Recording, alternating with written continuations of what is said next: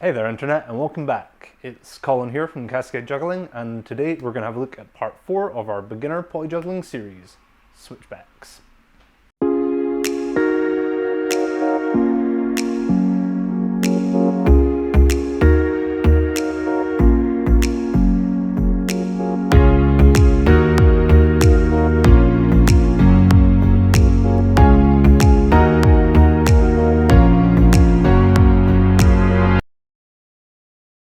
So what is a switchback then? A switchback is a move where you have two poi that go into the same hand. One of them does a spin, one of them does a pendulum, and the one that was already in your hand at the start is then released and shot out. From this basic idea of a switchback, there are so many variations and cool things you can do with them. Today we're just going to learn the basics. So we're going to learn two different modes for switchbacks. We're going to learn a juggling mode, and then we're going to learn a kind of more in-the-hand sort of manipulation style switchback.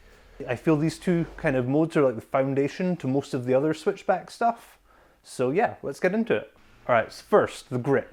The grip is really important when you're starting to learn switchbacks, but as you get more comfortable with them, you realize there's a lot of variation, and doing the specific grip that I'm going to teach you now is less important.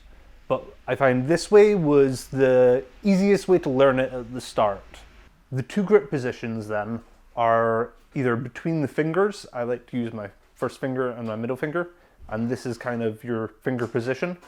And then the second one is between your thumb and kind of your first finger, but it's also just grasped by your thumb between that and the palm of your hand sort of thing. And you want these two to be quite split, so you can have a nice gap between them. This will make the actual trick a bit easier. So for this first exercise here, we're going to have the orange poi held in our offhand, and this is just going to be held however you want it. It's just going to have to sit there. It doesn't really matter.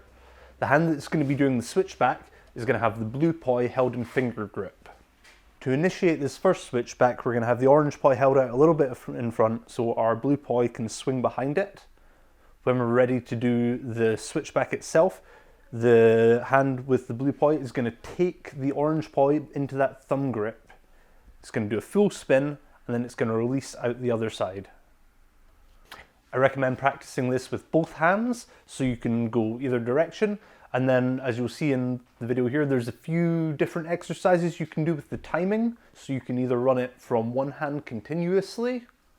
To run this pattern, you're going to have to learn to swap from the thumb grip back down to the finger grip in order to reset for the next repetition. Or going back and forth between the two hands.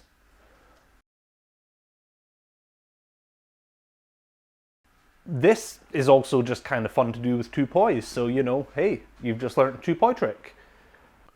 Once you're comfortable with doing this first basic switchback here, we can then move on to adding a third one in.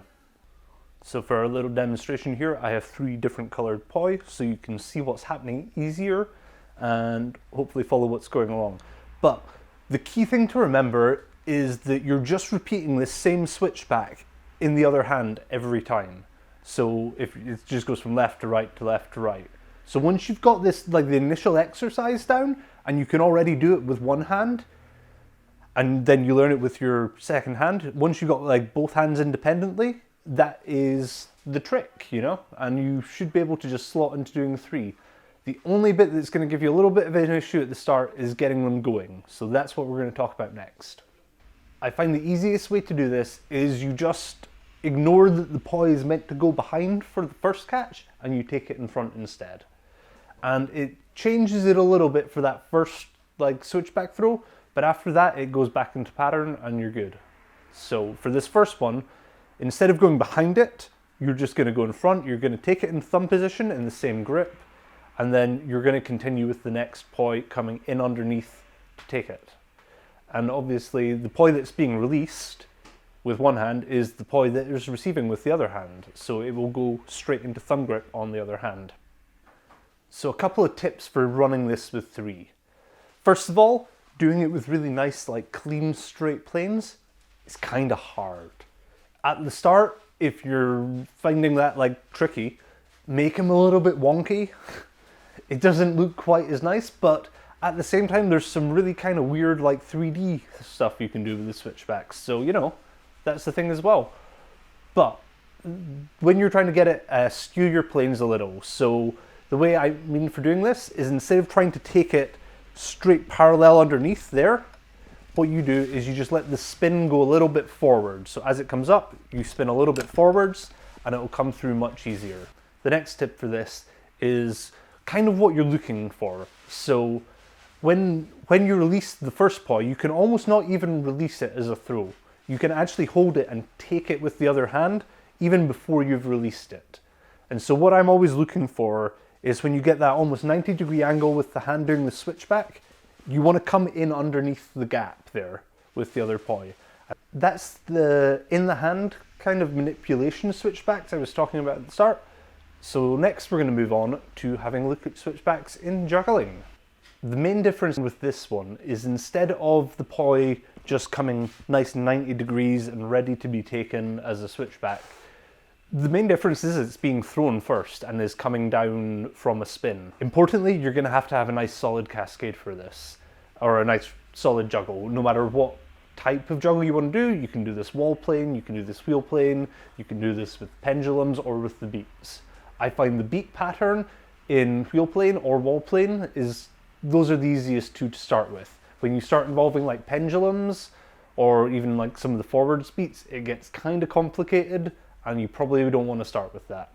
If you're finding your cascade isn't quite solid enough yet for this to work, maybe check out our previous tutorial where we talk about the cascade and give you some pointers on getting that sorted. So with the switchback cascade in the juggling, I find that if you're going from cascade, the easiest way to do this is just pick one of the paw that's going to come down and is going to do the switchback. So for this, I'm going to use one of the odd colored paw. I have the orange one here that is going to be my switchbacking paw.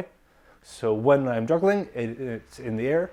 I'm going to wait to spot that moment, catch it into the thumb grip, continue my spin with the fingers, and then launch back out. This goes straight then back into juggling if you want, or you can switch back with the other hand. One thing to remember here though, the hand that is not doing the switchback is going to have to put in an extra spin here to keep the timing of it proper. So yeah, it gives you a little bit of like extra time with the offhand as well, and there's lots of cool things you can do with that. For practicing this, I recommend, starting with cascade and just picking that one paw that you want to switch back with, boom, put it in, throw it back, go back into cascade and wait till you're nice and comfortable again before you try your next switchback. One thing to remember with this one again is that doing it with nice clean planes is going to be harder than doing it with like things a little bit wonky. So for me, I find that learning it with a little bit of wonk in it to start with and then trying to like clean them out and get your planes nice afterwards is the more preferable way to do it, because you know, you get that feeling of progression rather than just banging your head off it for ages. So let those planes go wonky and see where it takes you. One other really good use for this switchback is as a save, to be honest. So if you're juggling and you kind of muck up your pattern a little bit and you feel you're going to drop one, I can quite often catch into a switchback, do that, and then continue juggling again. And for people watching, they don't know the difference. That could have been what you were meant to do in the first place. So yeah, use it as a save.